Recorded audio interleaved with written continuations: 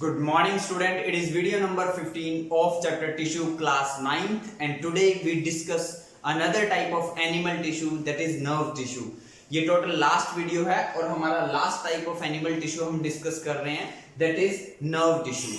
सो अगर अब तक हमने देखो एनिमल टिश्यू में कौन कौन से टिश्यू पढ़े हैं, हमने एपिथेलियल टिश्यू पढ़ा है, हमने मस्कुलर टिश्यू पढ़े हैं, हमने कनेक्टिव टिश्यू पढ़े हैं और हमने नर्व टिश्यू पढ़े हैं. अब हम उन बाकी तीन टिश्यू को अगर देखें with the help of microscope like epithelial tissue को, मस्कुलर टिश्यू को या कनेक्टिव टिश्यू को, और अगर हम देखते हैं नर्व टिश्यू को तो नर्व टिश्यू शेप साइज में टोटली डिफरेंट होता है बाकी थ्री टाइप हैं जो एनिमल टिश्यू की. मतलब एपिथेलियल टिश्यू, मस्कुलर टिश्यू और कनेक्टिव टिश्यू से टोटली डिफरेंट टिश्यू है हमारा नर्व टिश्यू. शेप और साइज के अकॉर्डिंग फंक्शन तो ऑब्वियसली डिफरेंट परफॉर्म करेगा बट शेप और साइज के अकॉर्डिंग टोटली डिफरेंट होगा. देखो उन तीन टिश्यू में एपिथेलियल में, मस्कुलर में और कनेक्टिव में कुछ ना कुछ सिमिलरिटी थी, ये उन सबसे टोटली डिफरेंट होगा. तो हम स्टार्ट करते हैं नर्व सिस्टम से. हमारी बॉडी का एक नर्व सिस्टम होता है, ठीक है. देखो जैसे कंप्यूटर का अपना सिस्टम होता है ना, कंप्यूटर के पास क्या होता है, अपना खुद का मॉनिटर होता है, अपना खुद का सीपीयू होता है ना, ठीक है. तो सिमिलरली हमारी बॉडी का भी एक अपना नर्व सिस्टम होता है. उस नर्व सिस्टम में टोटल थ्री पार्ट्स होते हैं, वो होते हैं brain, spinal cord and nerves.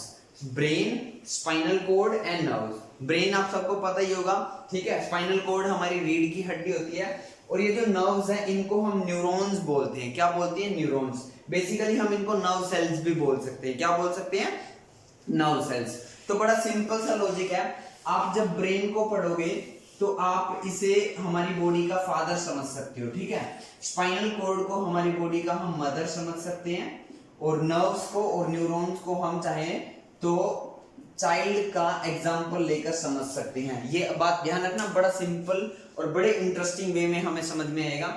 Nervous system में टोटल थ्री पार्ट होते हैं, that is brain, spinal cord, nerves और न्यूरॉन्स. इनमें से ब्रेन और स्पाइनल कॉर्ड तो आपको पता ही होगा, ब्रेन यहाँ पर होता है हमारा, बैक साइड पे स्पाइनल कॉर्ड होती है और ये जो नर्व्स और न्यूरॉन्स हैं इनको नर्व सेल बोलते हैं जो मिलकर नर्व टिश्यू बनाते हैं. वो हमारी बॉडी में, पूरी बॉडी में, ठीक है, इवन हमारा जो फुट का जो हमारा अंगूठा है वहां तक, फिंगर की टिप तक, मतलब बॉडी के हर एक पार्ट में क्या है, नर्व्स है, न्यूरॉन्स है, इनका वेब है, जाल सा बिछा हुआ है, ठीक है, टोटली हर पूरी बॉडी के अंदर. तो ये चाइल्ड का ट्रीट लेकर हम इसको ट्रीट करके स्टडी करते हैं, ठीक है. तो फर्स्ट ऑफ ऑल मैं आपका नर्व का आपको डायग्राम बनवाता हूं. आपको नर्व टिश्यू का डायग्राम कैसे बनाना है, नर्व सेल का डायग्राम कैसे बनाना है, ठीक है. तो वो आप कैसे बनाओगे, आपको बड़ा सिंपल वे में बनाना है. क्या? देखो बीच में एक सर्कल ड्रॉ कीजिए और उस सर्कल के चारों तरफ उल्टी सी, इन्वर्ट सी ड्रॉ कर दीजिए. देखो ये ऐसे सी ड्रॉ कर दीजिए, ऐसे. समझ में आई बात आपको? ये उल्टी सी ड्रॉ कर दीजिए, बीच में सर्कल बनाइए, उल्टी सी ड्रॉ कर दीजिए, ठीक है. और फिर कहीं से भी आप यहां से लेके चले जाइए, ठीक है. एक लंबी सी लाइन ऐसे लेके चले जाओ, ठीक है. ये ऐसे लंबी सी लाइन लेकर यहां तक चले जाओ और फिर यहां पर ऐसे बीच बीच में ये ऐसे गैप बना दीजिए, ठीक है. ये ऐसे 3, 4, 5, 6 जो आपको बनाना चाहो बना सकते हो, ठीक है. और लास्ट में ये हमारे ऐसे आ जाएंगे, ठीक है. समझ में बात? ये हो गया. ये एक सिंपल सा डायग्राम बना लिया हमने, एक नर्व सेल का, एक न्यूरॉन का. ये बहुत सारे ऐसे नर्व सेल जब मिलेंगे तो क्या बन जाएगा, नर्व टिश्यू. और ये हमारी बॉडी के हर एक पार्ट में प्रेजेंट होते हैं.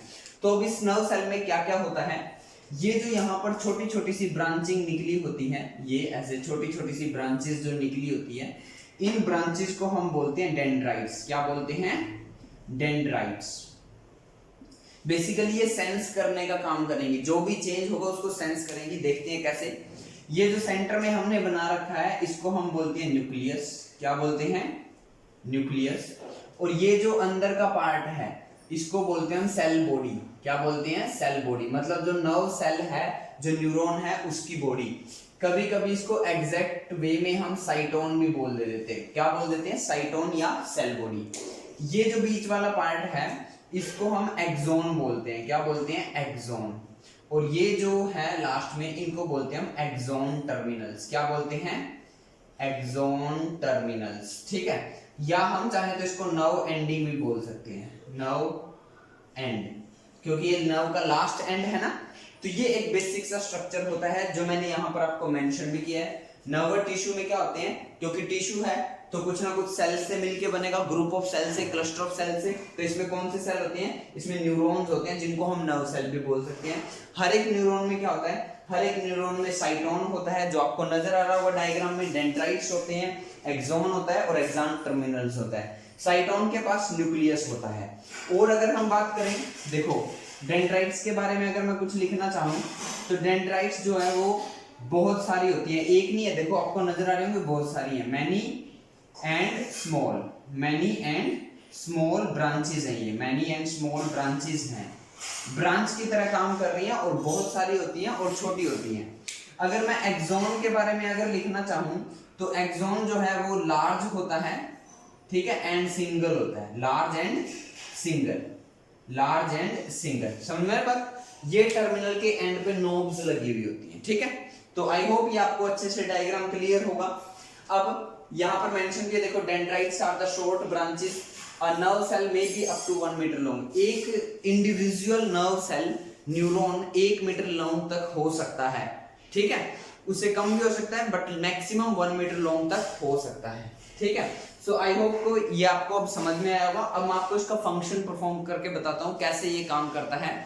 आपको पहले नॉर्मल एग्जांपल समझना होगा। देखो एक फैमिली में कौन कौन रहता है, एक फैमिली में रहता है, एक फादर होता है, एक मदर होते हैं और कुछ बच्चे होते हैं। बहुत 2 बच्चे हो सकते हैं, 3 हो सकते हैं, बहुत सारे होते हैं, ठीक। वैसे ही यहाँ पे ब्रेन हमारी बॉडी में क्या है, एक, स्पाइनल कोड कितनी है, एक, और नर्व और न्यूरॉन्स क्या है, बहुत सारे। सिमिलरली फैमिली में भी क्या होता है, फादर एक होता है, मदर एक होती है और बच्चे बहुत सारे होते हैं, ऐसे ही है।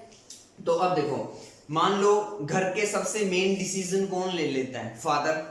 हमारी बॉडी में भी सारे डिसीजन कौन लेगा, ब्रेन। कोई काम करना है, नहीं करना है, वो काम करना हमारे लिए ठीक है, नहीं ठीक है, उस काम को कैसे करना है, ये सब डिसीजन कौन ले लेता है, ब्रेन लेता है, ठीक है।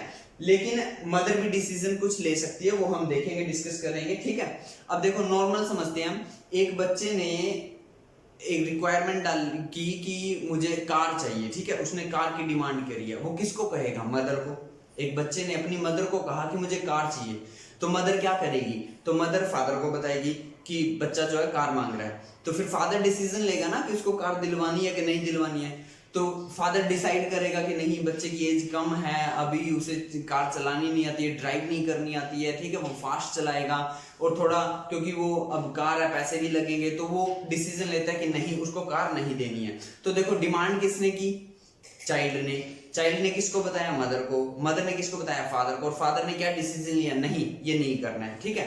दूसरी डिमांड, कोई छोटी मोटी डिमांड करे अगर बच्चा, तो बच्चा किसको बताएगा, मदर को, ठीक है, और मदर वो डिमांड फादर को बताएगी, और फादर डिमांड पूरी कर भी सकता है, मे बी 50-100 रुपए में कुछ टॉय वगैरह मांग रहा है बच्चा, तो वो डिमांड पूरी हो जाएगी, है ना। मतलब फादर मेन डिसीजन ले रहा है कि कोई काम होना है या नहीं होना है। अब एक दूसरा एग्जाम्पल समझिए आप, मान लो बच्चे को चोट लग गई और जो फादर थे वो अपने काम पर गए हुए थे, बच्चे को चोट लग गई है, तो उस टाइम पे जो मदर है वो क्या करेगी, क्या मदर फादर को कॉल करके बोलेगी कि बच्चे को चोट लग गई है, क्या उसको हॉस्पिटल में एडमिट करवाएं या नहीं? ऑब्वियसली नहीं, ऐसा नहीं करेगी। वो क्या करेगी, मदर उसको पहले जाके हॉस्पिटल में एडमिट करवाएगी, ट्रीटमेंट करवाएगी। जब वो ठीक हो जाएगा, बिल्कुल ओके होगा, रिपोर्ट होगी, तो वो क्या कहेगी, फादर को कॉल करके बोलेगी कि ऐसे ऐसे करके बच्चे को थोड़ा सा चोट लग गई थी और मैं उसको हॉस्पिटल में लेकर चली गई, है ना। तो इस सिचुएशन में डिसीजन किसने लिया, मदर ने। और नॉर्मल सिचुएशन में डिसीजन कौन ले रहा है, फादर। समझ में आ रही बात आपको? नॉर्मल डिसीजन में, नॉर्मल सिचुएशन में कौन डिसाइड कर रहा है कि काम होगा या नहीं होगा, फादर। लेकिन इमरजेंसी सिचुएशन में, डेंजरस सिचुएशन में मदर भी डिसीजन ले सकती है। सिमिलरली यहाँ पर भी होता है, हमारी बॉडी में नॉर्मल सिचुएशन है, नॉर्मल काम हो रहा है, नॉर्मल वर्क हो रहा है, तो हर एक काम कौन डिसाइड करेगा, होगा या नहीं होगा, ब्रेन। बट इमरजेंसी सिचुएशन में, चोट लगने की सिचुएशन में, एक्सीडेंट होने की सिचुएशन में कौन डिसीजन ले लेता है, स्पाइनल कॉर्ड।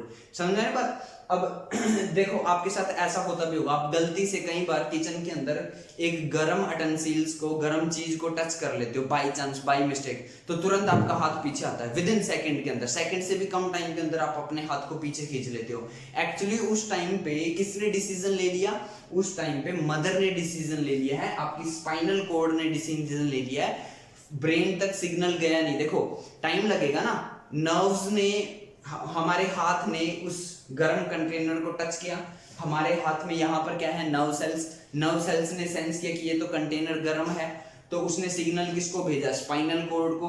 अब स्पाइनल कॉर्ड तक सिग्नल गया, अब स्पाइनल कॉर्ड किसको सिग्नल भेजेगी, ब्रेन को। फिर ब्रेन कहेगा चलो हाथ को पीछे हटाओ, तो ब्रेन फिर दोबारा किसको सिग्नल भेजेगा, स्पाइनल कॉर्ड को, और स्पाइनल कॉर्ड किसको सिग्नल भेजेगी, फिर नर्व सेल को, फिर हमारा हाथ हटेगा। तो एक लॉन्ग प्रोसेस हो गया ना, काफी टाइम लग गया ना उसमें, तो टाइम लगेगा तो शायद हाथ जल भी जाएगा। तो उस सिचुएशन में क्या होगा कि जैसे ही उस पर्सन ने गर्म कंटेनर को टच किया, तो उसकी फिंगर में जो नर्व सेल्स है उन्होंने सेंस किया कि ये तो गर्म है, उन्होंने सिग्नल भेजा स्पाइनल कॉर्ड को, और स्पाइनल कॉर्ड ने बिना ब्रेन को बताए ही नर्व को सिग्नल वापस भेज दिया कि हाथ पीछे हटा लो। समझ में बात? ऐसा कई बार होता है ना, हम गलती से एक गलत इलेक्ट्रिक वायर को टच कर लेते हैं जिसमें से करंट फ्लो हो रहा होता है, तो हमें झटका लगता है और हम दूर पड़े हुए मिलते हैं। एक्चुअली क्या हुआ उसमें आपके ब्रेन ने डिसाइड नहीं किया, आपकी स्पाइनल कॉर्ड ने ही डिसीजन ले लिया। ठीक है, तो ये जो नॉर्मल, एक तो होता है नॉर्मल एक्शन, और ये जो मैं अभी आपको बता रहा हूँ, हमने गर्म कंटेनर को टच कर लिया, हमने गलत इलेक्ट्रिक वायर को टच कर लिया, हमारे हाथ पर कुछ सामान गिर गया, हमने बैक कर लिया एकदम से, इसको बोलते हैं हम रिफ्लेक्स एक्शन। क्या बोलते हैं हम इसको, रिफ्लेक्स एक्शन। तो मैं यहाँ मेंशन आपको कर देता हूँ, ये किस में रोल प्ले करती है, रिफ्लेक्स एक्शन में। क्या किस में रोल प्ले करती है, रिफ्लेक्स एक्शन में। ये टॉपिक आपको रिफ्लेक्स एक्शन, नर्व सिस्टम, आपको 10th क्लास में दोबारा डिटेल में स्टडी करना है और उससे ज्यादा डीप जाना है। मैं आपको हमेशा इसलिए बताता हूं कि ये टॉपिक आपको 10th में या +1 या +2 में करना है, ताकि आपको इसी क्लास में इसको अच्छे से क्लियर कर सको और नेक्स्ट क्लास में आपको अच्छे से समझ में आ सके। तो मैंने अभी आपको क्या बताया, डेंजरस सिचुएशन में, जिस सिचुएशन में एक्सीडेंट हो सकता है, जो सिचुएशन हमारी बॉडी के लिए ठीक नहीं है, उस सिचुएशन में कौन डिसाइड कर लेता है, स्पाइनल कॉर्ड डिसीजन ले लेती है। बट नॉर्मल सिचुएशन में ब्रेन ही डिसीजन लेता है। अब आप कहोगे कि देखो, नॉर्मल सिचुएशन में सिग्नल जाता है ब्रेन तक और ब्रेन ही डिसाइड करता है कि वर्क होगा या नहीं होगा। और रिफ्लेक्स एक्शन की सिचुएशन में, डेंजरस सिचुएशन में कौन डिसीजन लेता है, स्पाइनल कॉर्ड। तो क्या ब्रेन को पता नहीं चलता, ब्रेन को पता चलता है, लेकिन काम हो जाने के बाद। देखो, उस बच्चे को चोट लग गई थी, मदर ने उसको हॉस्पिटल में एडमिट करवाया, फिर फादर को कॉल करके बताया कि एक्सीडेंट हो गया था या चोट लग गई थी और मैंने उसको हॉस्पिटल में एडमिट करवा दिया है, अभी वो ठीक है और आप आराम से आ सकते हो। मतलब दोनों ही सिचुएशन में, नॉर्मल एक्शन में और रिफ्लेक्स एक्शन में, दोनों में ही ब्रेन को पता तो चलेगा, लेकिन नॉर्मल सिचुएशन में तो ब्रेन को काम होने से पहले पता चलेगा और वो ही डिसाइड करेगा कि काम होगा या नहीं होगा। लेकिन रिफ्लेक्स सिचुएशन में, रिफ्लेक्स एक्शन में, डेंजरस सिचुएशन में ब्रेन को काम हो जाने के बाद पता चलेगा, बट पता उसको जरूर चलेगा, बट ब्रेन का रोल कोई नहीं होगा उसमें। समझ में आई बात आपको? ये आई होप आपको क्लियर होगा। ठीक है, तो ऐसे हमारी बॉडी में हर एक जगह पे नर्व्स है। ठीक है, यहाँ नर्व्स है, फिर आगे एक और नर्व्स है, फिर नर्व से नर्व जुड़ते जुड़ते कहाँ तक पहुंचता है, स्पाइनल कॉर्ड तक, फिर स्पाइनल कॉर्ड से सिग्नल कहाँ जाता है, ब्रेन तक। तो हमारे टोटल 5 सेंस ऑर्गन्स होते हैं, जो होते हैं नोज, आई, ईयर्स, स्किन। ठीक है, और क्या होता है, साइट, स्मेल, टच, टेस्ट और टंग। हमारी ये 5 सेंस ऑर्गन होते हैं। इन सभी 5 सेंस ऑर्गन्स में क्या है, न्यूरॉन्स हैं, नर्व सेल्स हैं, वो सिग्नल करते हैं। देखो, हमने कुछ देखा तो हमारी आईज ने जब देखा तो हमारी आईज में क्या थे, नर्व सेल्स ने देखा, नर्व सेल्स ने सिग्नल किसको भेजा, स्पाइनल कॉर्ड ने किसको भेजा, ब्रेन को। हमने देख लिया, पहचान लिया कि हमने क्या देखा, तो उसमें भी कौन रोल प्ले कर रहा है, ब्रेन की वजह से ही हम देख पा रहे हैं, आईज की वजह से हम नहीं देख पा रहे हैं। तो साइट का मतलब होता है देखना, स्मेल, नाक से हम स्मेल करते हैं, कुछ खाना बन रहा है, स्मेल आई, स्मेल कहाँ पहुंची, नोज में क्या थी, नर्व सेल ने उसको प्रोसेस किया और किसके पास भेजा, स्पाइनल कॉर्ड के पास। स्पाइनल कॉर्ड ने एक सिग्नल किसको भेजा, ब्रेन के पास, और ब्रेन ने पता लगा लिया कि वो स्मेल किसकी थी, वो परफ्यूम की थी या खाने की थी, है ना। सिमिलरली टच, हमारी स्किन को टच किया किसी ने भी, ठीक है, किसी ने भी टच किया तो वहां क्या थे, नर्व सेल ने सेंस करके उसको कहां तक भेजा, अगले नर्व सेल को, फिर उससे नेक्स्ट नर्व सेल को। ऐसे करते करते सिग्नल कहां गया, स्पाइनल कॉर्ड के पास, स्पाइनल कॉर्ड से सिग्नल कहां गया, ब्रेन के पास, और ब्रेन ने पता लगा लिया कि किसने टच किया था, एक पर्सन ने टच किया था या गलत वायर को टच किया था, गर्म कंटेनर को टच किया था या ठंडे कंटेनर को टच किया था, है ना। नेक्स्ट आता है टेस्ट। सिमिलरली जब हम अपने खाने के लिए कुछ हमारे मुंह में रखते हैं, जीभ पर जाता है, तो उस टंग के पास क्या होते हैं, नर्व सेल्स होती हैं, वो प्रोसेस करके सिग्नल कहाँ भेजते हैं, स्पाइनल कॉर्ड के पास। स्पाइनल कॉर्ड से सिग्नल कहाँ जाता है, ब्रेन के पास, और ब्रेन बता देता है कि उस पर्सन ने क्या खाया है, वो चीज हमारे लिए ठीक है नहीं है, फास्ट फूड है, नॉर्मल फूड है, क्या है वो, ठीक है, कोल्ड ड्रिंक है, वो चीज गर्म है या ठंडी है, सब बता देता है। नेक्स्ट आता है हियरिंग। हमारे कान में कोई आवाज आती है तो वहां क्या होती है, नर्व सेल्स या न्यूरॉन्स वो उसको सेंस करते हैं, सिग्नल कहाँ जाता है, स्पाइनल कॉर्ड के पास, स्पाइनल कॉर्ड से ब्रेन के पास, और ब्रेन बता देता है उसने क्या सुना है, उसने कोई म्यूजिक सुना है, उसने कोई आवाज सुना है, कोई उसको बुला रहा है, ये उसकी मदर की आवाज है, ये उसकी फादर की आवाज है। तो ये हर एक सेंस में कौन रोल प्ले कर रहा है, ब्रेन। बट जब भी डेंजरस सिचुएशन आएगी तो ब्रेन के पास सिग्नल काम हो जाने के बाद ही जाएगा। ऐसा आपके साथ कई बार होता भी होगा, ठीक है। बाई चांस आपको आपकी हाथ के ऊपर कुछ आकर चीज गिरती है नॉर्मली एक्सीडेंटली, ठीक है, तो आप एकदम से अपने हाथ को पीछे खींच लेते हो, क्यों? क्योंकि उस सिचुएशन में क्या हुआ कि नर्व सेल को पता चल गया कि चोट लगने वाली है। नर्व सेल ने सिग्नल किसको भेजा, स्पाइनल कॉर्ड को। अब स्पाइनल कॉर्ड ने डिसाइड किया कि जब तक वो ब्रेन को बताएगी और ब्रेन से वापस सिग्नल आएगा तब तक तो चोट लग चुकी होगी, तो इसलिए वो क्या करता है, वो खुद ही डिसाइड करके मसल्स को मैसेज दे देता है, उस नर्व सेल को मैसेज दे देता है कि नहीं, हाथ को पीछे हटा लो, ठीक है। हाथ को पीछे हटा लेते हैं और बाद में हमें पता चलता है अच्छा मेरे को तो चोट लगने वाली थी, है ना। ऐसा ही होता है ना, जब हम गर्म कंटेनर को टच करते तो टच हम पीछे हाथ हटाते और फिर बोलते हैं तो कंटेनर गर्म था, तो ब्रेन के पास पता तो चला लेकिन काम हो जाने के बाद। अब यहाँ पर ये आपको न्यूरॉन का डायग्राम भी अच्छे से नजर आ रहा होगा। नेक्स्ट अगर हम बात की जाए तो देखो ये एक न्यूरॉन है, फिर इस न्यूरॉन के पास दूसरा एक और न्यूरॉन आ जाएगा, देखो ये उसका न्यूक्लियस हो गया, और फिर से हम इसके आसपास क्या बना देंगे, उल्टी सी बनाकर इसकी ये ऐसे तैयार कर देंगे, ठीक है। फिर ये ऐसे जाएगा, ठीक है, और ये ऐसे, समझ में आ गई बात। ये फिर से एक न्यूरॉन बन गया, देखो, ठीक है, ये आ गया हमारे पास न्यूरॉन ऐसे, ये एक न्यूरॉन, फिर तीसरा neuron, fourth, fifth and so on, ऐसे न्यूरॉन होते हैं। ये न्यूरॉन की डेंड्राइट्स हैं। अब आप कहोगे सर ये डेंड्राइट्स, इस सेकंड न्यूरॉन की डेंड्राइट्स फर्स्ट न्यूरॉन की एक्सॉन टर्मिनल से क्या आपस में टच में होती है? नहीं, आपस में वो टच में नहीं होती है, उनके बीच में गैप होता है। देखो आपको नजर भी आ रहा होगा, ध्यान से देखो, ये रहा न्यूरॉन टर्मिनल फर्स्ट का, ठीक है, और ये रही डेंड्राइट्स, तो इसके बीच में तो ये गैप है ना, देखो ये गैप नजर आ रहा है आपको, ये इतना सा गैप है, आपस में डायरेक्ट टच में नहीं है। देखो मान लो ये है फर्स्ट न्यूरॉन की टर्मिनल, ठीक है, फर्स्ट न्यूरॉन का टर्मिनल, और ये है सेकंड न्यूरॉन की डेंड्राइट्स, तो ये आपस में डायरेक्ट टच में नहीं होती है, इनके बीच में गैप होता है, और इसी गैप को हम क्या बोलते हैं, साइनेप्स। क्या बोलते हैं? इसी गैप को हम क्या बोलते हैं, साइनेप्स। क्या बोलते हैं? साइनेप्स। तो वो जो सिग्नल है वो सिग्नल इसकी लास्ट की एक्सॉन टर्मिनल से सेकंड न्यूरॉन की डेंड्राइट पर जंप करता है, ठीक है, एक केमिकल रिलीज करता है, उस केमिकल की हेल्प से जंप करता है, और इस गैप को क्या बोलते हैं हम, साइनेप्स बोलते हैं। तो ये जो सिग्नल है ये इंपल्स की फॉर्म में ट्रेवल करता है। किसकी फॉर्म में ट्रेवल करता है? इंपल्स, नर्व इंपल्स की फॉर्म में ट्रेवल करता है।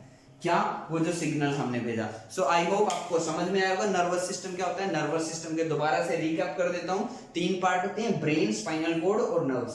ब्रेन को आप फादर समझने की कोशिश करो, स्पाइनल कॉर्ड को मदर समझने की कोशिश करो, और नर्व्स और न्यूरॉन्स को चाइल्ड समझने की कोशिश करो। जैसे एक फैमिली के अंदर सबसे मेन डिसीजन सब कुछ कौन करता है? फादर, बट इमरजेंसी सिचुएशन में मदर भी डिसीजन ले सकती है। तो जब हमारी बॉडी में नॉर्मल वर्क हो रहा होता है तो कौन डिसीजन लेता है? ब्रेन। कौन काम करवाता है? ब्रेन। लेकिन जब इमरजेंसी सिचुएशन होती है, चोट लगने की सिचुएशन होती है, एक्सीडेंटल सिचुएशन होती है, तो उस सिचुएशन में स्पाइनल कॉर्ड ही डिसीजन ले लेती है। बाकी न्यूरॉन का डायग्राम आपके लिए बहुत इंपॉर्टेंट है, और अब आपने देख भी लिया होगा एपिथेलियल टिश्यू, मस्कुलर टिश्यू और कनेक्टिव टिश्यू से टोटली स्ट्रक्चर में, शेप में, साइज में डिफरेंट है कौन? न्यूरॉन सेल्स या न्यूरॉन टिश्यू।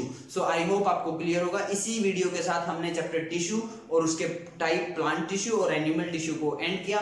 सो आज की इस वीडियो में इतना ही। जल्दी से वीडियो को पॉज करो, स्क्रीनशॉट लो, कॉपी में नोट करो। Thank you.